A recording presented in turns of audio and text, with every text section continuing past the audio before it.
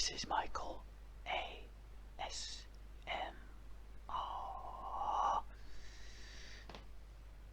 I'm getting towards the end of my master's dissertation. 18,000 words.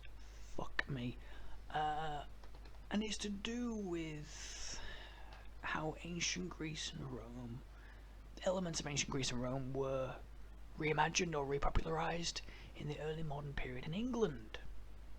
I'm sure you're fascinated. I like it. And so I've been doing a lot of ancient Greek stuff. I've been involved in it and then really enjoying it. In my opinion, the most important time in human history, humanity, civilization, the ancient Greeks. So I just thought, being the creative individual I am, that I'd also give it a go with some ASMR content. So I've got some quotes here, some ancient Greek quotes. I've only seen a couple of them. I didn't want to spoil it. I like improvising as I go. So I thought that you might just like listening to some wisdom as you drift off into the wisest time of all, when you're unconscious. So yeah, hope you enjoy. Now we start off strong with, again, my opinion, the wisest man who has ever lived. No, not you. Not even me. Socrates. One thing I know, that I know nothing. This is the source of my wisdom. Sounds wrong, doesn't it? It sounds wrong. Surely the man who knows everything is great, is wise, but only when you realize how little you know, Socrates says, is the greatest indication of your intelligence. As I put it, awareness. Awareness is the highest form of intelligence.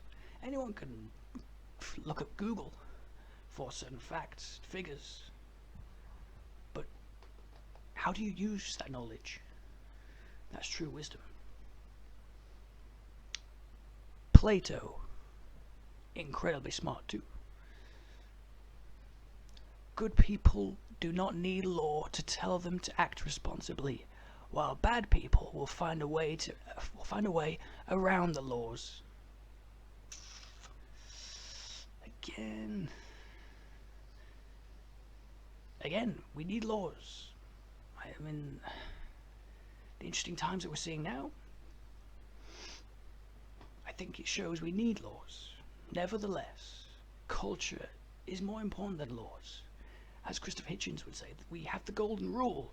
The golden rule is to not kill other people.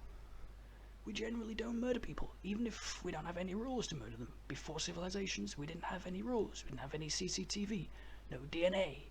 But most people didn't kill other people. Now, there was more violence proportionally in those days, but most people still didn't murder.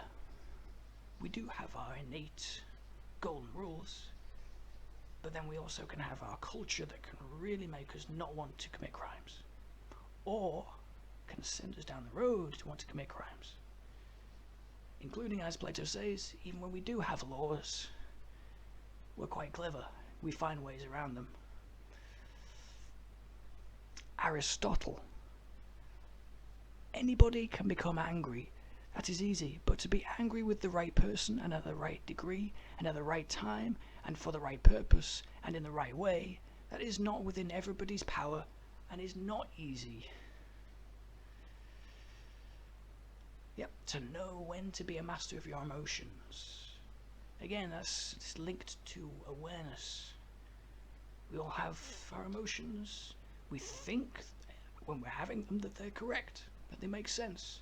And they might make sense in terms of how we all have emotions, but are they to the right degree? Are they for the right purpose? Epicurus. You don't develop courage by being happy in your relationships every day. You develop it by surviving difficult times and challenging adversity. That is a very modern interpretation. He's a couple of thousand years old, at least. But that could be in any modern handbook, right? You need to challenge yourself. You must develop yourself.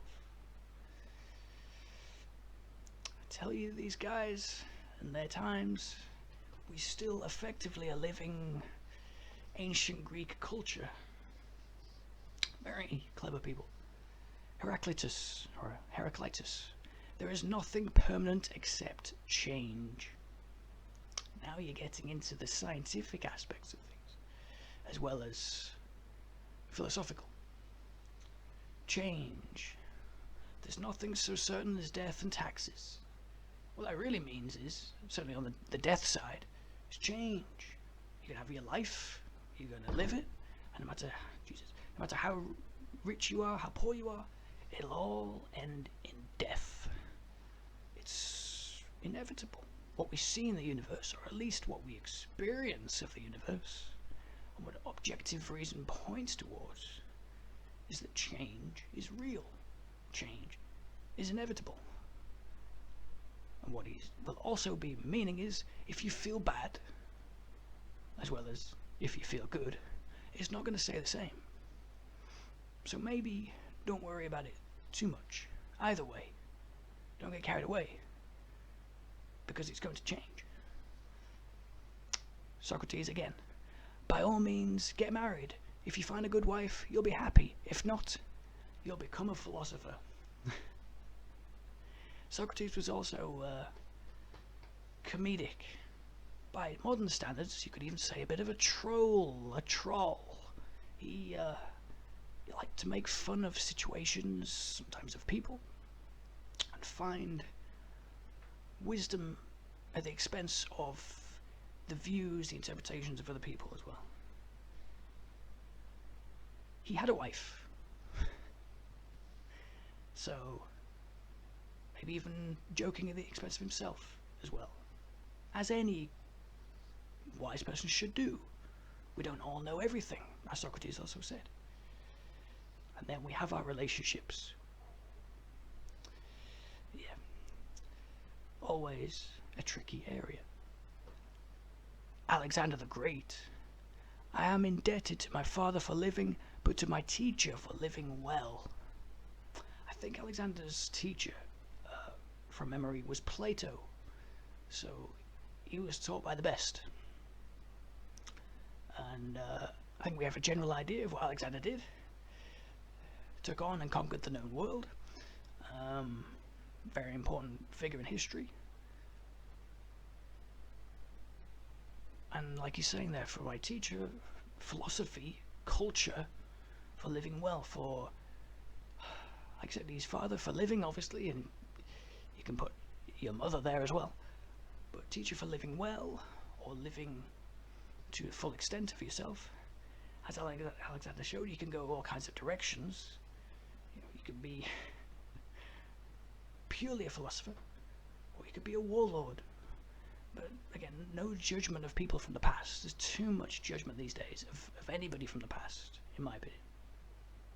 Most of human history has been a dog-eat-dog tale, cross-culturally.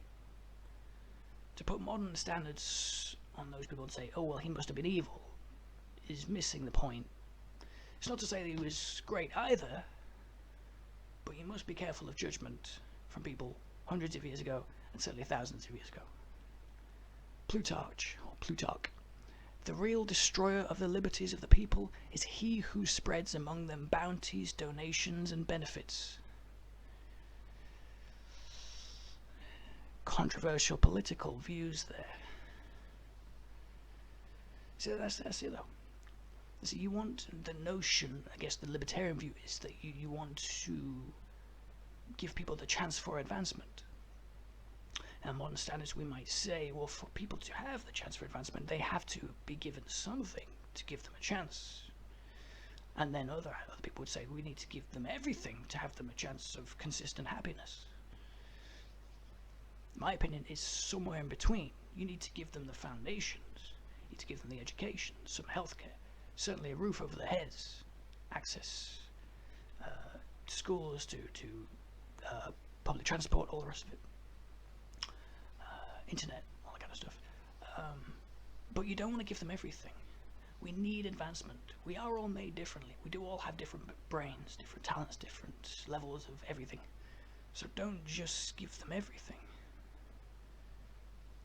It's that tricky balance we're still striving for. Democritus. Nothing exists except atoms and empty space. Everything else is just opinion. I mean, does it get more fundamental than that? That alone could explain pretty much everything.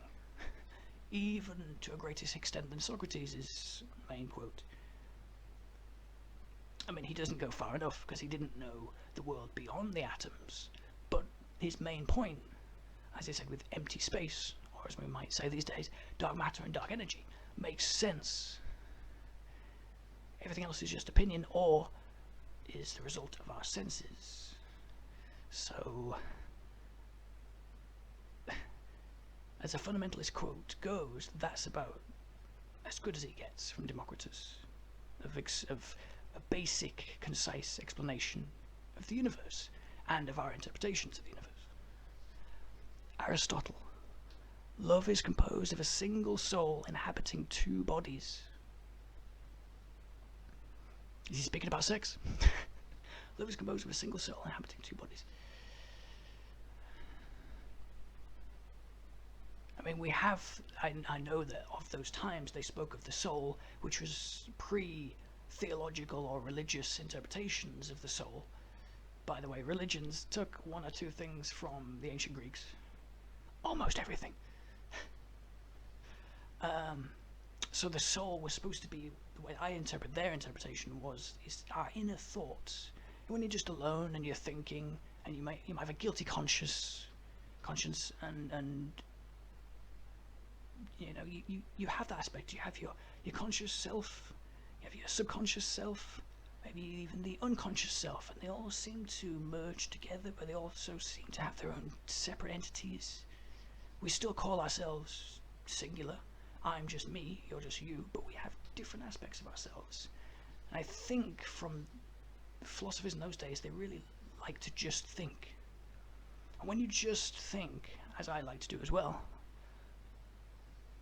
you'll at some point reach the recognition of the awareness that you have. That awareness of who you are, of the awareness that you're thinking. As Socrates would say, the awareness that you don't know everything, but the awareness of what you are as well. As he's not on this list, but obviously, but René Descartes would say that I think, therefore I am. Also fundamental from a human perspective of what you are. I think, therefore I am, but I think, therefore I know that there's something else in me as well, as the Greeks might call the soul. To simplify it, or as we call it, our subconscious element, the extra complex workings, which also really seems to anchor us to a morality.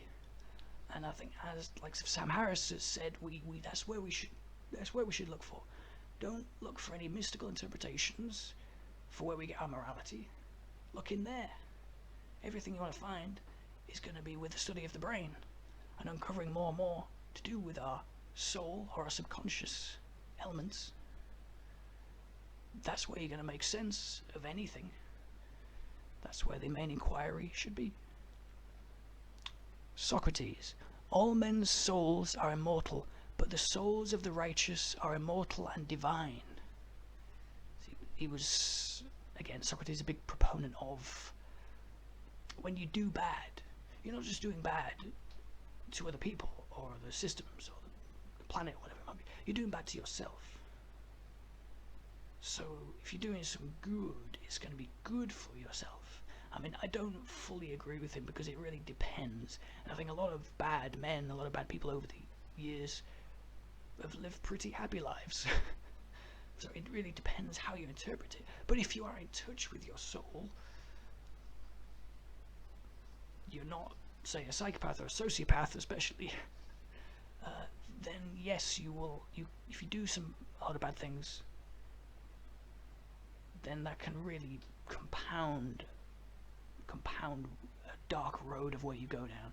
But if you do the righteous things, then you can be great. As well as, if you take that a little more literally, immortal and divine, can have a lasting legacy. But again, the famous and the infamous equally have lasting legacies for future generations, both to be learned from as well. And we'll finish now with Epicurus. Death does not concern us, because as long as we exist, death is not here, and when it does come, we no longer exist. That's it. We're alive. For everything that we know, it's being alive, it's life.